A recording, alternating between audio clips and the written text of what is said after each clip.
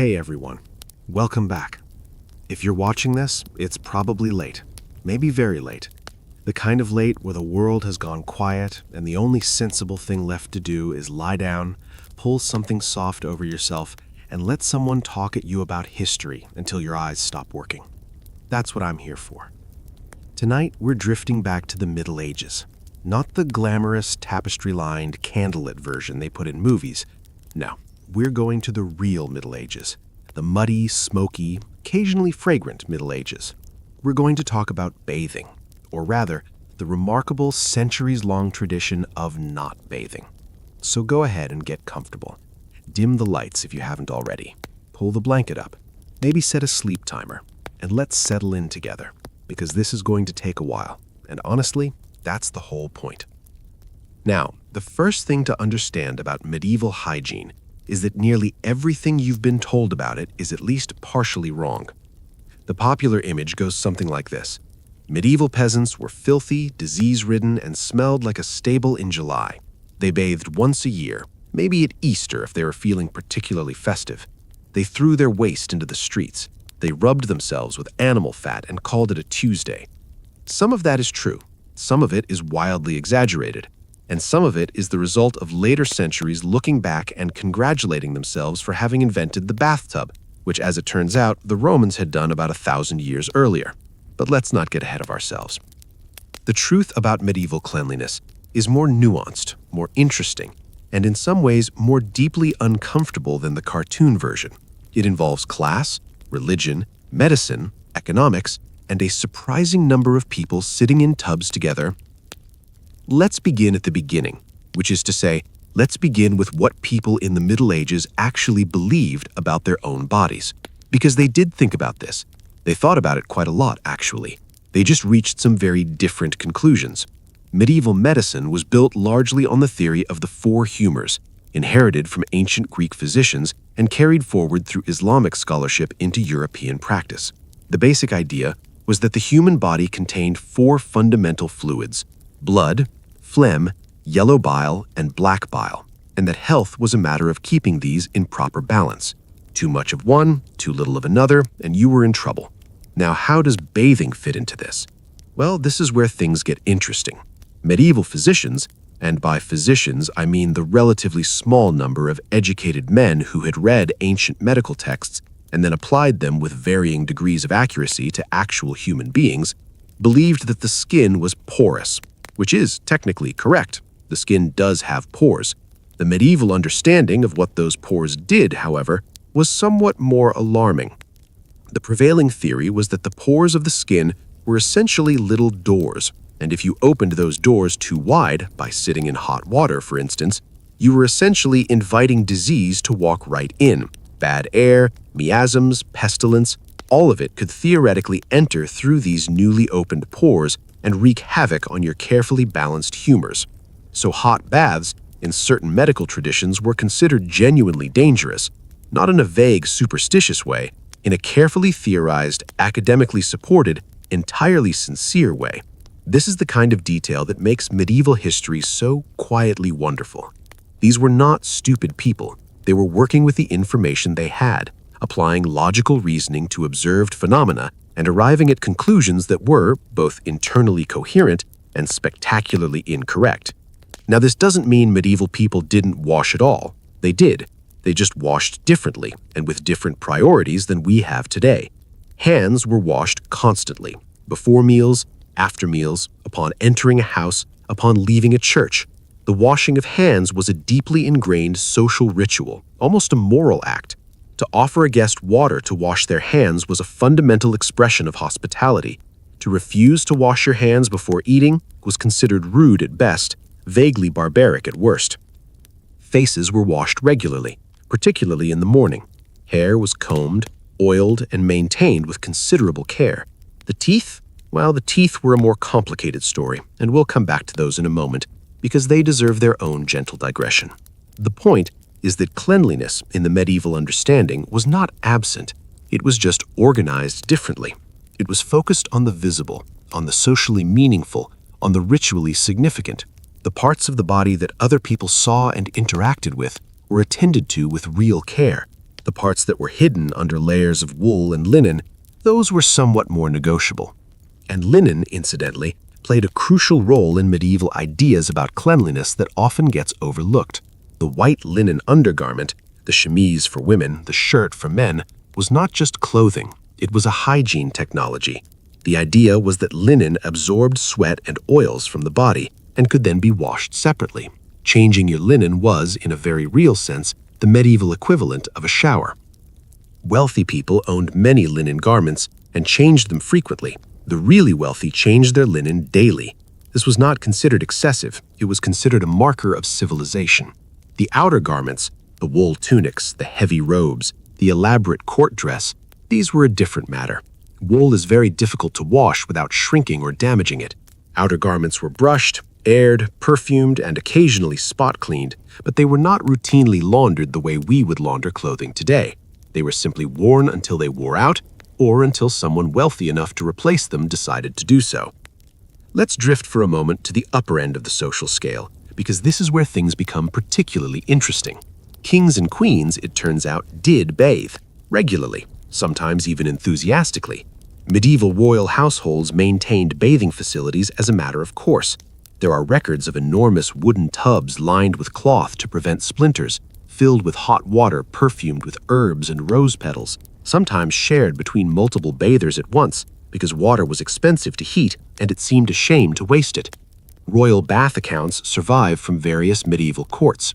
We know, for instance, that the household of the English king, Edward IV, in the 15th century, included specific provisions for the king's baths, including the heating of water, the preparation of the tub, and the proper arrangement of linens and towels. This was not a casual affair. It was a structured, ceremonial, somewhat elaborate process. And yet, even royal bathing was not daily. Weekly or twice weekly was more common among those wealthy enough to maintain the practice. For everyone further down the social ladder, the frequency dropped considerably. The peasant in a rural village was not bathing twice a week. The peasant in a rural village was carrying water from a well or a stream, heating it over a fire, and bathing in a wooden tub in front of that same fire, probably with the rest of the family, probably in the same water, probably not very often, not because they didn't care about being clean, but because it was genuinely arduous. Water was heavy, fuel was expensive, time was short, and the days were long, and there was always something else that needed doing. Now let's talk about the church, because you cannot talk about medieval hygiene without talking about the church, even though the church's actual position on bathing was considerably more complicated than the simple cleanliness is next to godliness versus the body is sinful and should be neglected dichotomy that gets repeated in popular accounts.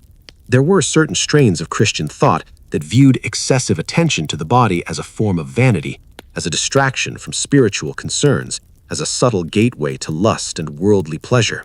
Some early Christian ascetics, those desert fathers and extreme monastics who had decided that ordinary life was too comfortable and had gone looking for something considerably more punishing, practiced deliberate bodily neglect as a spiritual discipline, not washing, wearing rough garments, fasting to the point of physical collapse.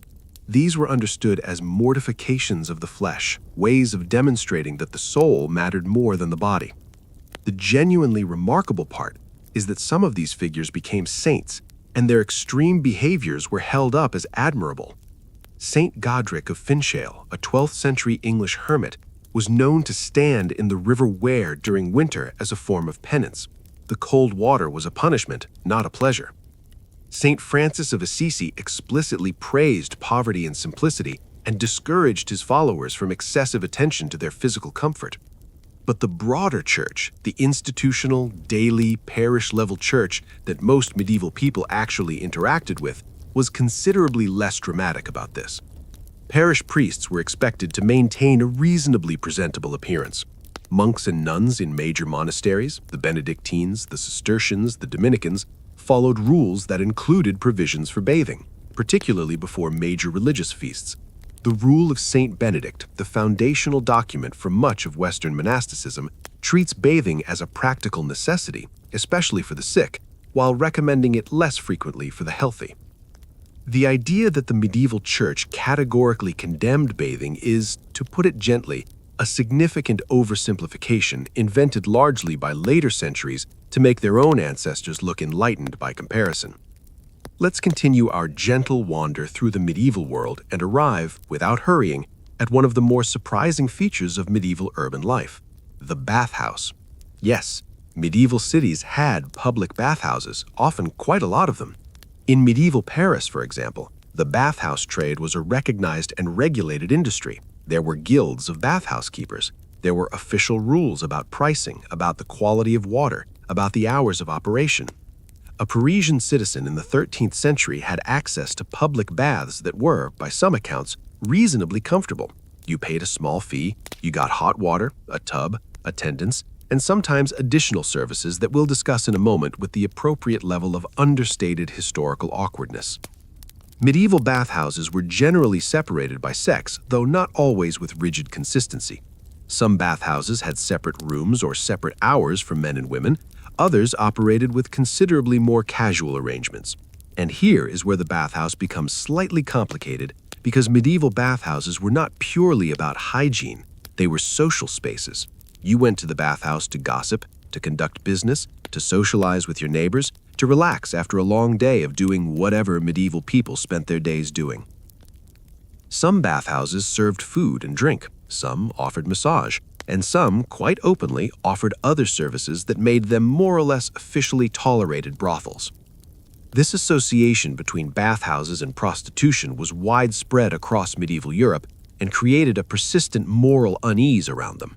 Respectable women were cautioned against visiting bathhouses unaccompanied, not because bathing was sinful, but because of what the bathhouse had come to represent socially. The bathhouse was a liminal space, a place outside ordinary social rules, and that made it both appealing and suspect. By the later Middle Ages, city authorities were alternately trying to regulate the bathhouse trade, tax it, restrict it, and occasionally suppress it, with the usual degree of success that medieval authorities achieved when trying to suppress anything that large numbers of people found enjoyable. And then came the plague. The Black Death arrived in Europe in 1347. It killed somewhere between a third and half of the entire European population over the following years. It is difficult to overstate what this meant in human terms. Entire villages emptied, cities lost half their inhabitants in a matter of months. The social, economic, and psychological consequences lasted for generations.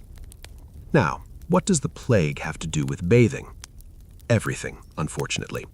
Medieval physicians, trying to understand what was killing their patients with such bewildering efficiency, returned to the theory of miasmas, bad air, corrupted atmosphere, invisible pathogenic clouds that entered the body through the nose, the mouth, and, crucially, those porous doors in the skin. The theory, as it was developed and applied to the plague, went roughly like this. The plague was spread by corrupted air. Anything that opened the pores of the skin made you more vulnerable to that corrupted air. Hot baths opened the pores, therefore hot baths increased your risk of getting the plague. This is medically incorrect. The actual mechanism of plague transmission involves fleas and rats, not pores.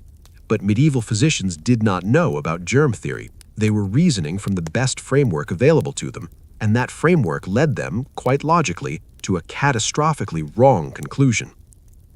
The result was that bathing, particularly hot bathing, particularly in public bathhouses, became associated in the popular and medical imagination with plague risk.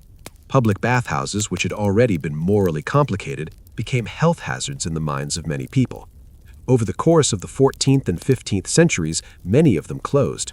Not all at once, not uniformly across Europe, but gradually, as fear of disease combined with existing moral unease to make them seem like a bad idea. This is arguably one of the pivotal moments in the history of Western hygiene.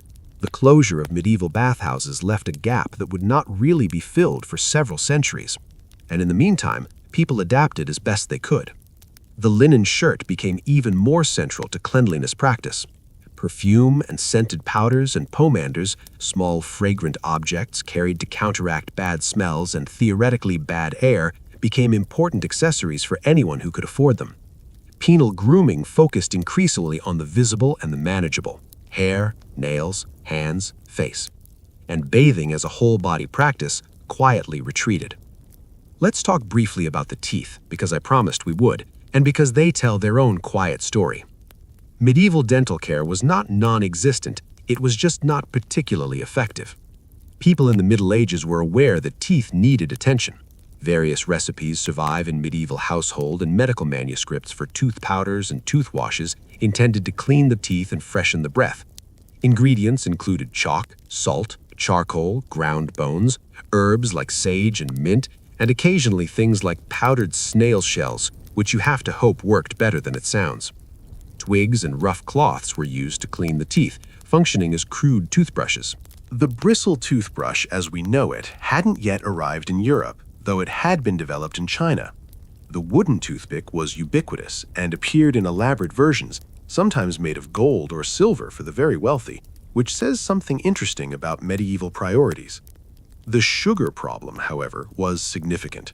Medieval Europeans at the upper end of the social scale consumed considerable quantities of sugar, which had become available through trade with the Middle East and through cultivation in places like Sicily and Spain.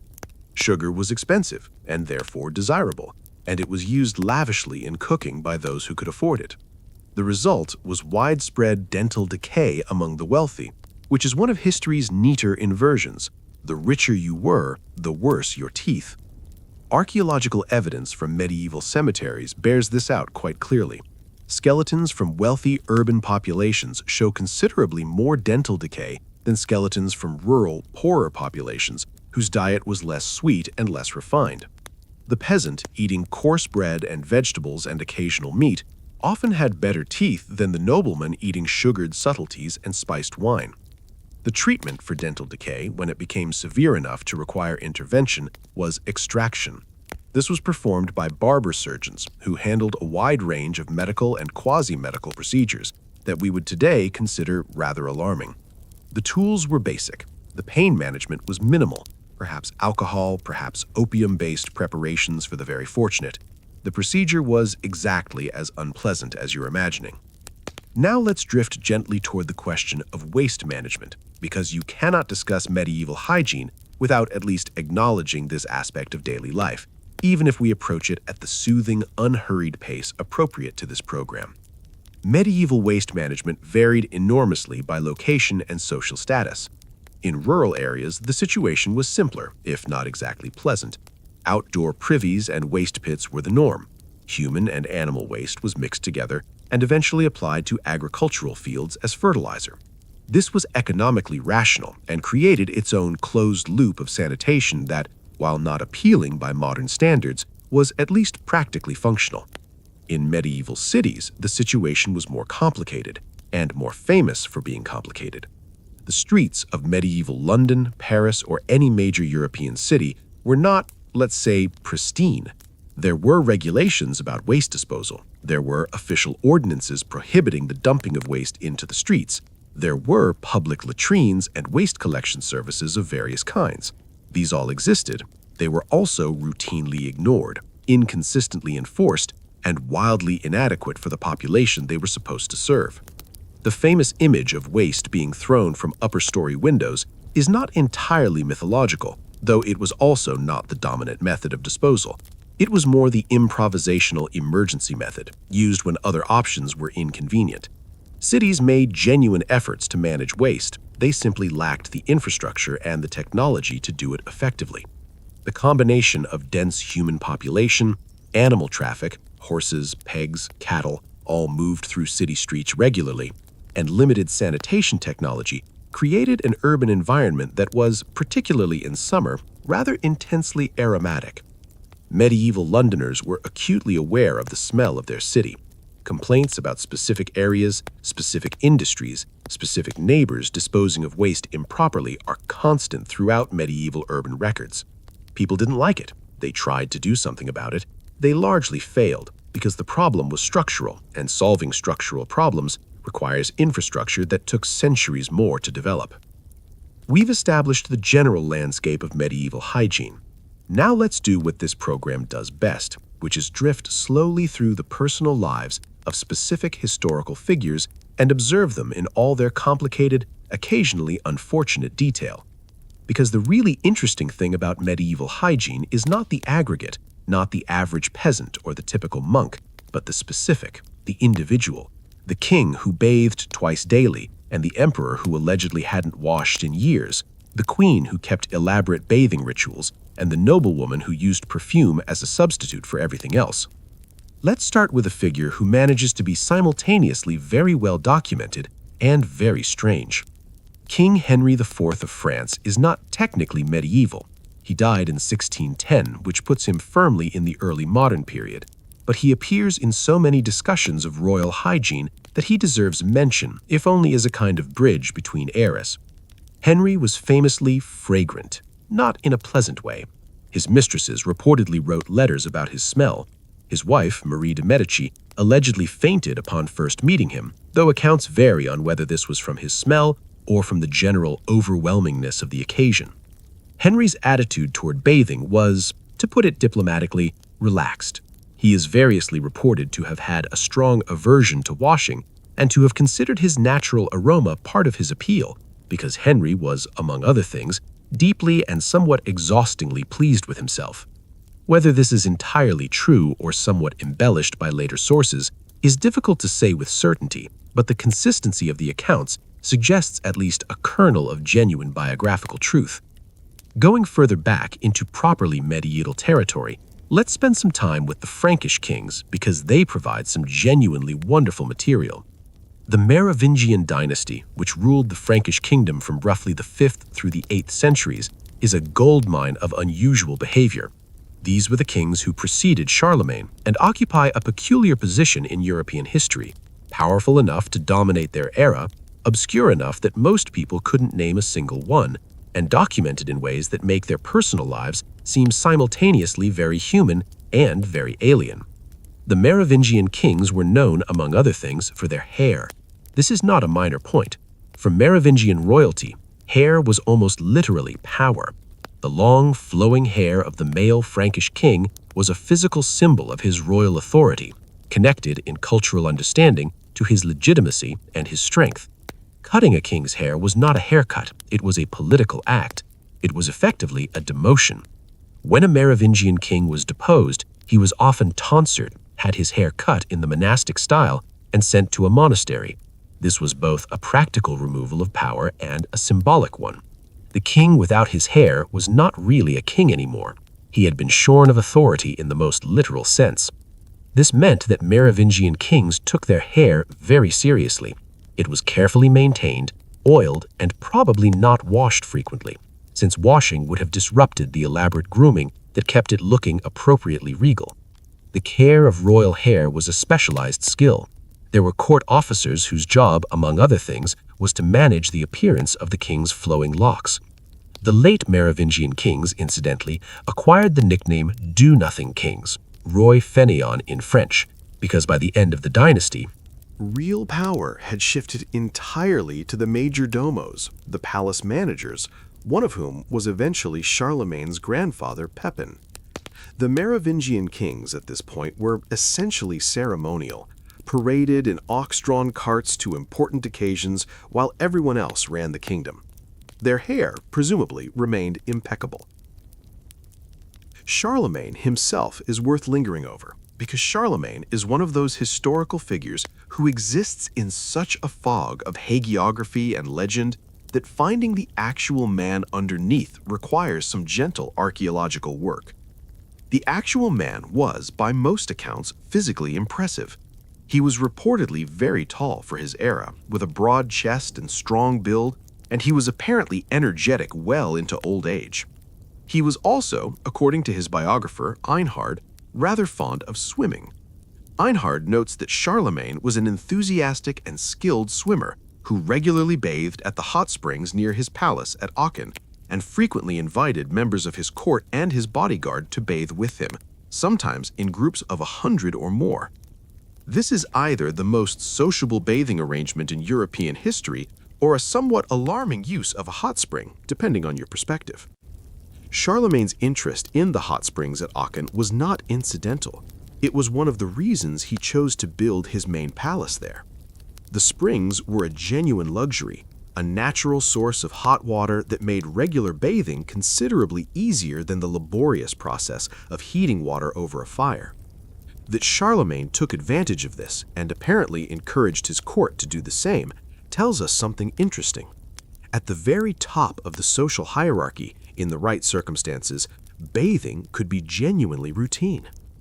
It also tells us that the experience of bathing for Charlemagne was communal in a way that probably strikes modern sensibilities as odd. The separation of bathing into a private, solitary activity is a relatively recent cultural development. For most of human history, communal bathing was entirely normal. Roman baths operated on this principle. Medieval bathhouses, as we discussed, were social spaces. Charlemagne bathing with 100 of his closest friends in a hot spring is, within its historical context, not particularly strange. It's just very different from what we picture when we picture bathing. Now, let's drift east for a moment, because the Byzantine Empire, the eastern continuation of the Roman Empire centered in Constantinople, maintained Roman bathing traditions long after they had faded in the West. Byzantine cities had public baths well into the medieval period. The Islamic world, which shared much of the same Roman infrastructure and added to it through its own traditions of ritual cleanliness, maintained elaborate bathhouse culture throughout the Middle Ages and beyond. The hammam, the Islamic bathhouse, was a sophisticated facility that provided hot baths, steam rooms, massage, and social space. In Islamic religious practice, ritual cleanliness was a genuine requirement. Before prayer, specific washing rituals were obligatory. This created a positive cultural framework for washing that differed considerably from the ambivalent relationship that Western medieval Christianity sometimes had with the body. This is part of why the popular image of universal medieval filthiness needs to be complicated. Medieval filthiness was not universal.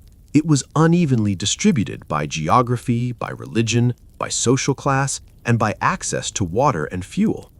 A wealthy Muslim merchant in Cairo in the 12th century was very likely bathing more regularly and in better facilities than a French peasant in the same century. The global picture of medieval hygiene is considerably more varied than the single gray image of dirty Europeans. All right, let's return to Western Europe and to the remarkable ingenuity that human beings display when they cannot solve a problem directly and must instead work around it. If frequent bathing was not practical, too expensive, too laborious, too medically suspicious, then the problem of body odor needed to be managed by other means. And manage it they did, with a thoroughness and creativity that deserves genuine appreciation. Perfume in the Middle Ages was not a frivolity. It was, in the medical and social understanding of the time, a necessity. The theory of miasmas, bad air as a vector of disease, meant that maintaining a pleasant-smelling personal atmosphere was not vanity, it was health care. Wealthy individuals carried pomanders, which were small perforated containers filled with fragrant substances: ambergris, civet, musk, cloves, cinnamon, rose petals, dried herbs. These were worn on the body, carried in the hand or suspended from belts, and they were believed to create a protective bubble of good air around the wearer that would repel disease-carrying miasmas. The plague doctor costume that has become almost comically iconic, the long black robe, the wide-brimmed hat, the extraordinary bird beak mask, is a product of this thinking. The beak of the mask was stuffed with aromatic substances, herbs, spices, dried flowers, anything strongly fragrant. The physician was essentially wearing a wearable pomander, creating a personal environment of good-smelling air to protect himself while treating patients dying of plague. Whether this worked against plague is, of course, a question with a definitive negative answer. It did not work against plague. But it probably helped with the smell, which in a ward full of dying plague patients was genuinely overwhelming, and it may have provided some psychological protection that allowed physicians to function in circumstances that were otherwise almost unbearably terrible. The market for aromatic goods in medieval Europe was substantial. Spice traders were wealthy men. The The spice routes that connected Europe with India, Southeast Asia, and sub-Saharan Africa were among the most economically significant trade networks in the medieval world. And while spices had culinary uses, the medieval love of heavily spiced food is well documented. They also had hygiene applications, medical applications, and ritual applications that added to their value. Rosewater was used both for washing and for flavoring food, which tells you something interesting about the degree to which medieval sensory categories were different from ours. A substance that we would clearly categorize as either a personal care product or a cookie ingredient was, in the medieval world, both things simultaneously. Lavender, rosemary, mint, sage, these herbs appear constantly in medieval recipe books, household accounts, and medical texts in contexts that range from dinner to medicine to room freshening to personal grooming. The medieval home of a reasonably well-off family was likely to smell of some combination of wood smoke, cooking food, animals if any were kept nearby, and the dried herbs that were scattered on floors, hung from rafters, and incorporated into various products for various purposes. The floors of wealthy households were typically covered with rushes, dried grass or straw, into which aromatic herbs were mixed. This was, in effect, a natural air freshener combined with floor covering. The rushes trapped dirt and absorbed spills, and when they became sufficiently unpleasant, were swept out and replaced with fresh ones. How frequently this happened depended on the household and the season, but the ideal was a fragrant, reasonably clean floor that also provided some insulation against the cold. Cardinal Wolsey, Henry VIII's powerful Lord Chancellor, and therefore technically outside the medieval period, but functioning in a culture that still drew heavily on medieval practices, was reportedly accustomed to carrying oranges stuck with cloves as he moved through crowds, holding them near his face. This was partly practical pomander, partly social signal, and almost certainly a reasonable survival strategy for anyone who spent time in the vicinity of large numbers of 16th century people in enclosed spaces. Let's take a moment to think about the peasant household in more detail, because the peasant household is where the vast majority of medieval people actually lived, and we shouldn't spend the whole night with kings and cardinals. The typical medieval peasant dwelling in Northern Europe for the period we've been discussing was a single-room structure with a central hearth. In many cases, the family and their most valuable animals shared this space, particularly in winter. The logic was practical. The animals provided warmth, and keeping them inside protected them from theft and cold. The smell was presumably something one became accustomed to. Cooking, sleeping, working, socializing, and all other activities of daily life happened in this same space. Privacy, in the modern sense, barely existed. The domestic arrangements of a medieval peasant family were communal in ways that make the idea of a personal hygiene routine rather difficult to maintain, even setting aside the question of water and fuel. Washing happened around the edges of other activities. You washed your hands before eating. You washed your face in the morning. Children were washed as needed. Clothes were laundered. This was a significant undertaking, often done collectively at the village stream or river, involving considerable labor, and was therefore not done daily or even weekly for most families. The body, in this context, was managed rather than systematically cleaned. You addressed what needed addressing when it needed addressing. You changed your linen as often as you could afford to. You used soap, medieval soap, made from wood ash and animal fat, considerably harsher than modern soap but functional when you had it, which wasn't always.